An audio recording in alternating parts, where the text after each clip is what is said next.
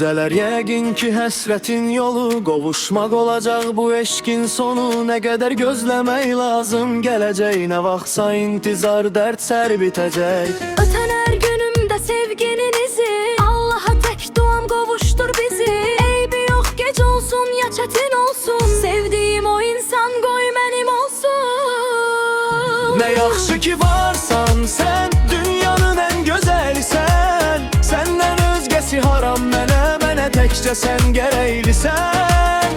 Sanki sən möcüzəsən, sən xoşbəxtliyin özüsən. Sən sevginin zirvəsisən, sən sevginin ən pikisən.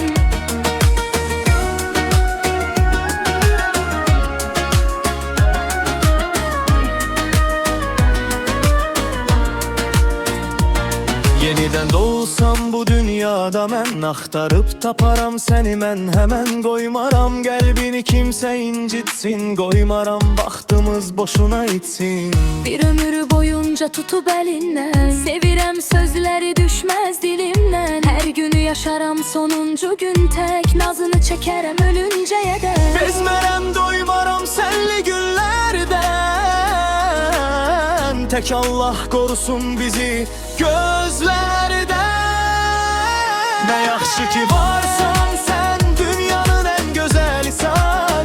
Səndən özgəsi haram mənə təkcə sən gərəklisən. Sanki sən möcüzəsən, sən xoş